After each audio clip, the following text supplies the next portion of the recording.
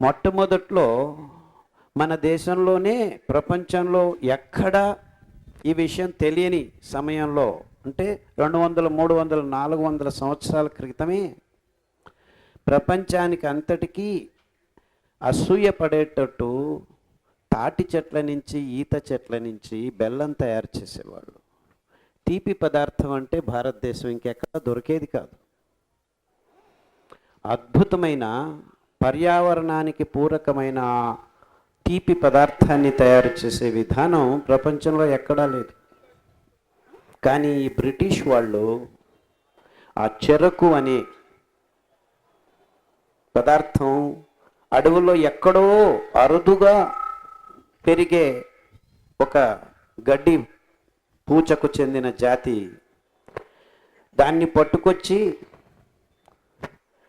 నల్లవాళ్ళని బానిసలుగా మార్చి sugar estates తయారు చేసి చక్కెరను దాని నుంచి మొదలు పెట్టించి మొత్తం భారతదేశంలో తయారవుతున్న ఈ తీపి పదార్థాన్ని విలువ లేకుండా చేసి ప్రపంచమంతా ఇప్పుడు చక్కెర కోసం ఆరాటపడేట్టు చేసుకున్న, అంటే షుగర్ ఎస్టేట్, ఈ confectionery addiction of British people transformed the whole world into ఈ షుగర్ అడిక్షన్కు మొదలైంది.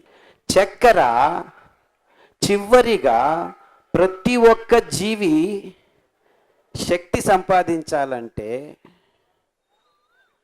గ్లూకోజ్గా మారుతుంది. అంటే మన పచననాళంలో చివరి పదార్థంగా 108 జీవ రసాయనిక క్రియాల అంత్య పదార్థం అది.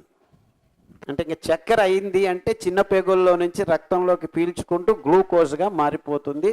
ఆ గ్లూకోజ్ జీవకోశంలోకి వెళ్ళి ఆమ్లజనకంతో కలిసి భస్మం కావింపబడి ఇంగాలామ్లంగా మారి మనకు శక్తి వస్తుందన్నమాట.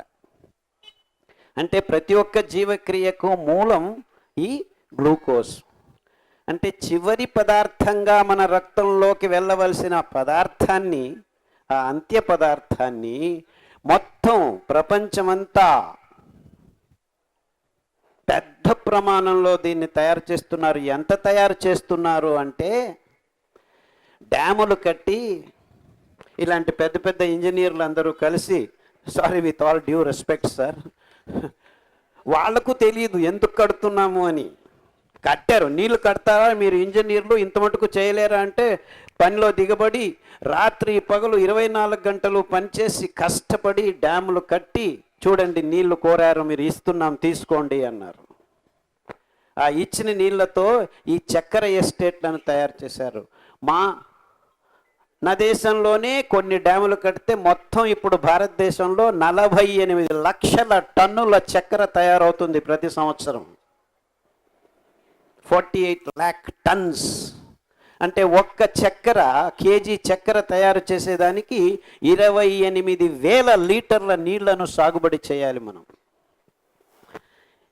ఏం చేసాము, చక్కెరను ప్రతి ఒక్కడి నోట్లోనూ వేస్తున్నాం. పొద్దుటి నుంచి రాత్రి వరకు అది ఎంత చక్కెర నోట్లోకి వెళ్తుందంటే సగటు మానవుని నోటిలోకి ఇప్పుడు ప్రస్తుతం 28 గ్రాములు చక్కెర నేరుగా వెళ్తుంది.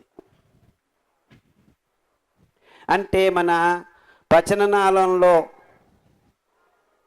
గొలుసు సరణిగా ఈ జీవరసాయనిక క్రియలు జరగాల్సిన పని, తర్వాత ప్రొడక్షన్ కావాల్సిన పదార్థాన్ని మొదలే నోట్లో వేస్తున్నాం. అంటే ఈ జీవరసాయనిక క్రియలన్నింటినీ తలకంబలకం చేస్తే మీకు ఏమైనా ఆరోగ్యం ఉంటుందా? So the last product you put it in to your mouth. మొత్తం దేవుడు ఇచ్చిన పచననాళం ఉద్దేశము ఈ చక్కెరను తయారు చేయటం. మనం మేమే తయారు చేస్తున్నామని లక్షల టన్నులను తయారు చేసుకొని ప్రతి ఒక్కడి నోటి, ఇంకా పాపోడు పిల్లోడు పుడుతూ ఉండంగానే 2 నెలలకే పాలల్లో ఇంత చక్కెర వేసి రుచి చూసి బాటలకు నిప్పులు పెట్టి నోట్లో పెట్టేస్తున్నాం అనమాట.